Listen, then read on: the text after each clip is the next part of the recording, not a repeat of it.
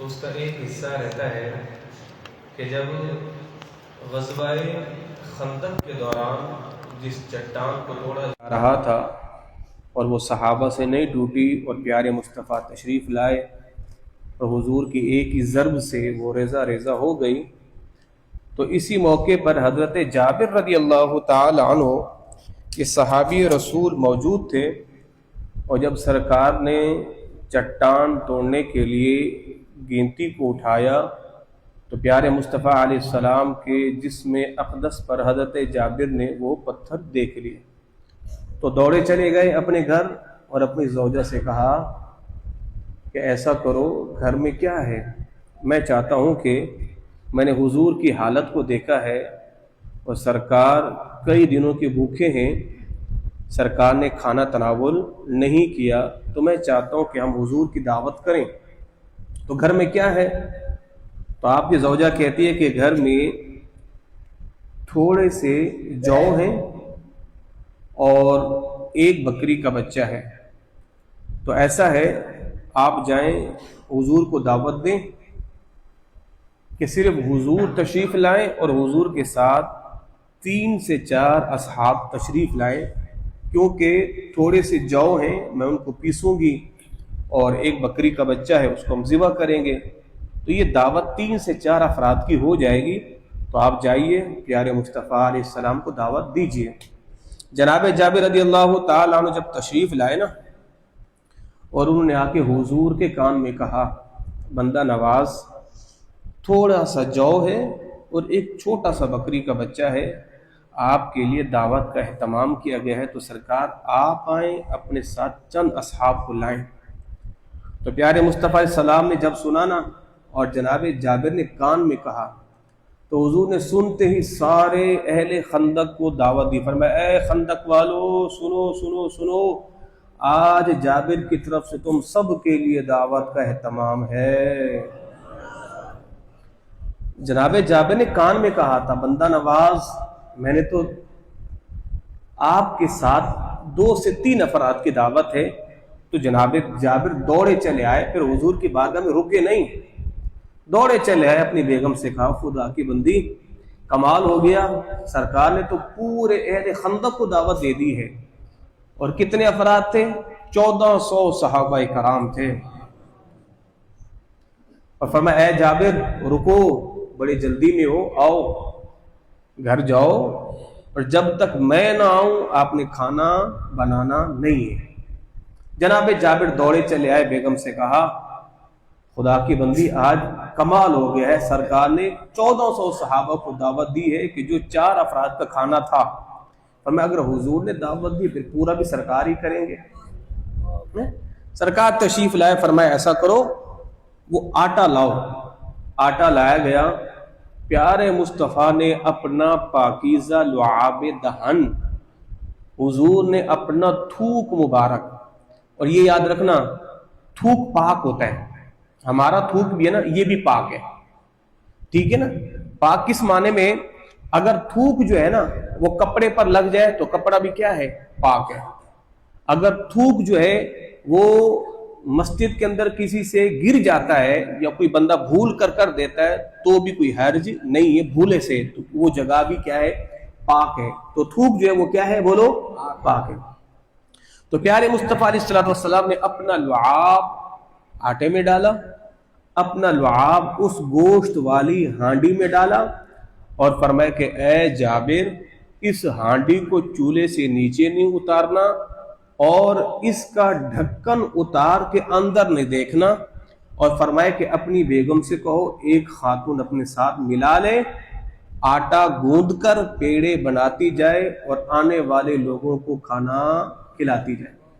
جناب جابر کا کمرہ بڑا چھوٹا تھا، اتنا کمرہ تھا کہ جس کے اندر 5 سے 6 افراد بیٹھ سکتے تھے، اور 5 افراد کی ٹولی آتی تھی، وہ کھانا کھا کے جاتی تھی۔ تو جناب جابر کہتے ہیں کہ بس پھر کیا تھا، لوگوں کا تانتا بن گیا، 5 افراد آ رہے ہیں، کھانا کھا کے جا رہے ہیں، آ رہے ہیں، جا رہے ہیں، آ رہے ہیں، جا رہے ہیں، یہاں تک کہ سب نے کھانا کھا لیا۔ پھر حضور نے فرمایا اے جابر ذرا باہر دیکھو کوئی رہ تو نہیں گیا؟ کہ حضور کوئی بھی نہیں ہے۔ آپ لوگوں نے کھایا ہے، فرمایا آپ لوگ بھی کھا لو، سرکار نے بھی تناول فرمایا۔ اور پھر جناب جابر قسم اٹھا کر کہتے ہیں بخدا قسم رب کعبہ کی، جتنا آٹا پہلے تھا اب بھی ویسے کا ویسا ہے، اور ہانڈیا میں جتنا گوشت پہلے تھا اب بھی ویسے کا ویسا موجود ہے۔ یہ سرکار کا معجزہ ہے۔ اللہ اکبر۔ تو گویا کہ جناب جابر نے حضور کو دعوت دی، اور بندہ نواز کی طبیعت کو بھلا یہ کیسے گوارا ہو کہ میرے غلام مشقتیں اٹھاتے رہیں اور میں خود جاؤں تناول کر کے آ جاؤں، اور میرے غلام جو ہے وہ اس مشقت کی چکی میں پسنے۔ فرمایا نہیں، آج سارے کھائیں گے، محمد عربی کے ساتھ کھانا کھائیں گے۔ اللہ اکبر کبیرہ، یا رسول اللہ صلی اللہ علیہ وسلم۔ پیارے مصطفیٰ علیہ الصلوۃ والسلام نا حضور کے جسم اقدس سے جو پانی مس ہو جاتا اور وہ پانی کسی بنجر زمین میں بھی جاتا تھا تو اس زمین کو آباد کر دیتا تھا۔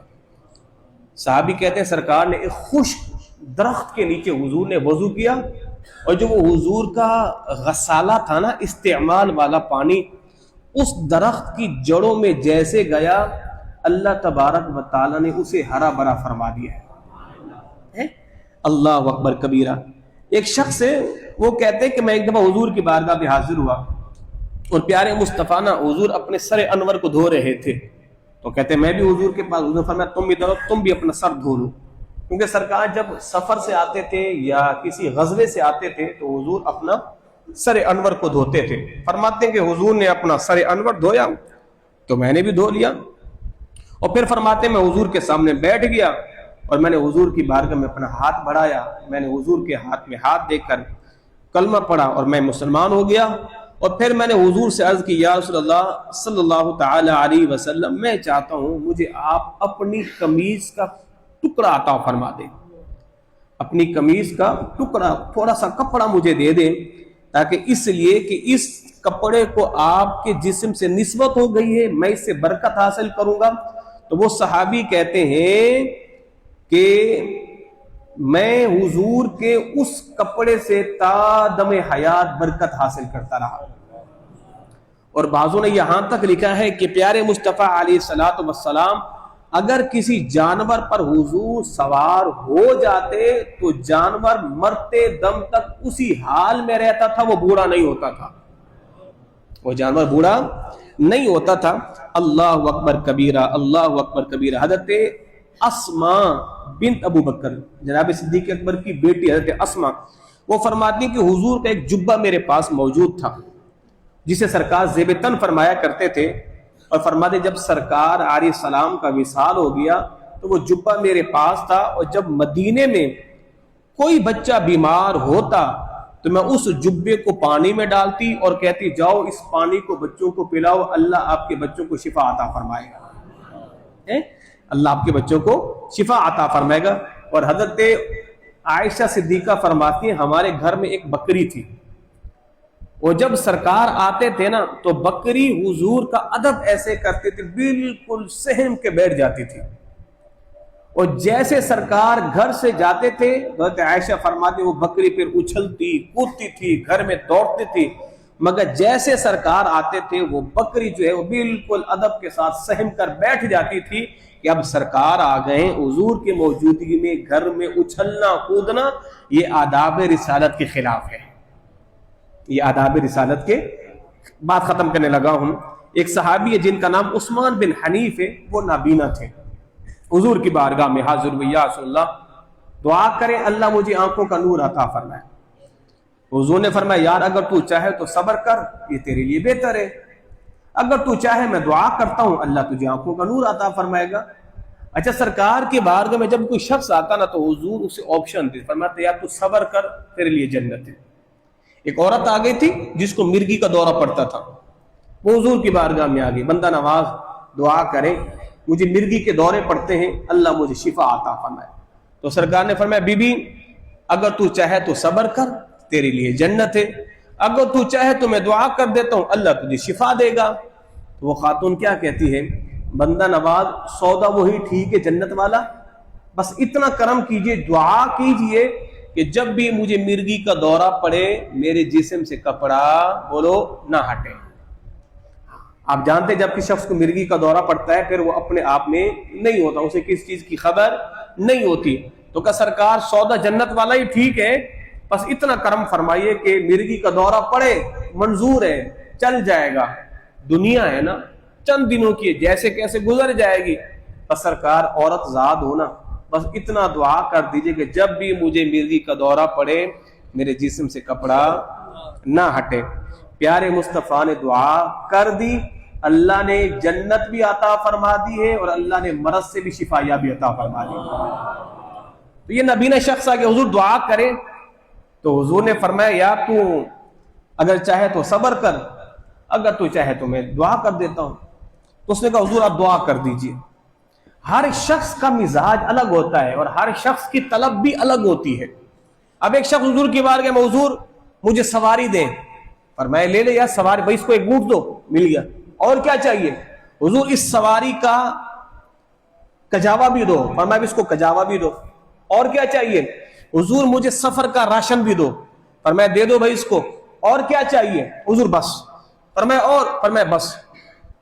پھر حضور نے فرمایا یار تو کمال کا آدمی ہے, ہم نے تجھے اختیار دیا ہے کچھ اور مانگتا, مانگا تو اونٹ مانگا, مانگا تو اونٹ کا سامان مانگا, سفر کا سامان راشن مانگا, کچھ اور مانگتا نا, کوئی بڑی چیز مانگتا.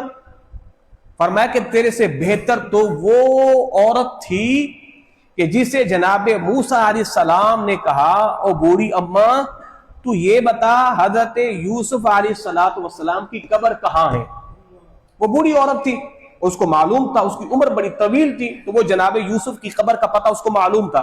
فرمایا کہ جناب یوسف کی قبر کا پتہ بتا. اس بوڑھی عورت نے کیا کہا, قبر کا پتہ بتاؤں گی پر ایک شرط ہے, وہ شرط یہ ہے کہ آپ میرے ساتھ وعدہ کریں اللہ تعالیٰ مجھے جنت میں آپ کا پڑوسی بنائے گا, مجھے جنت میں آپ کا پڑوسی. فرمایا یار تیرے سے بہتر تو وہ عورت تھی کہ جس نے اللہ کے نبی سے کیا مانگی, جنت, اور جنت میں کیا مانگا, نبی کا پڑوس. اور ہم تجھے اختیار دے رہے ہیں, تو اونٹ مانگ رہا ہے, راشن مانگ رہا ہے, ساز و سامان مانگ رہا ہے. تو وہ نبی نے شخص کہتا ہے حضور دعا کر دیجئے بس میں ٹھیک ہو جاؤں. پر میں پھر ایسا کرو 2 رکعت نماز نفل پڑھو, وضو کرو 2 رکعت نماز نفل پڑھو, اور نفل پڑھنے کے بعد پھر میرے پاس ہو. اس نے 2 رکعت نماز نفل پڑھی. پھر حضور نے فرمایا کہ جو میں تمہیں دعا بتلا رہا ہوں یہ دعا کرو. دعا کیا بتلائی حضور نے فرمایا کہ دعا کر اللہم انی اسألک, اے اللہ میں تجھ سے سوال کرتا ہوں, واتوجہ الیک, اے اللہ میں تیری رحمت کی طرف متوجہ ہوتا ہوں, بمحمد نبی الرحمتی, اس پیارے محمد علیہ السلام کے واسطے سے. یا محمد, اے محمد, انی قد توجہت بک الى ربک فی حاجتی ہذہ لتقضی اللہم فاشفی, اللہم فاشفہ فیہ. یا اللہ, اب دیکھیں جو لوگ کہتے ہیں بھی حضور کے وسیلے سے دعا نہ کرو, ڈائریکٹ اللہ سے مانگو, اور ظالمو یہاں تو پیارے مصطفیٰ اپنے صحابی کو اپنے سامنے بیٹھ کر اپنے وسیلے سے دعا سکھلا رہے ہیں. اور میں کیا دعا کر, یا اللہ میں تجھ سے سوال کرتا ہوں تیری طرف تیرے رحمت والے نبی محمد کے وسیلے سے, میں تجھ سے سوال کرتا ہوں تیری طرف تیری رحمت والے نبی محمد کے وسیلے سے, اور میں متوجہ ہوتا ہوں یا محمد میں آپ کے وسیلے سے اپنے رب کی طرف متوجہ ہوتا ہوں, میں اپنی اس حاجت میں تاکہ میری یہ حاجت پوری ہو جائے.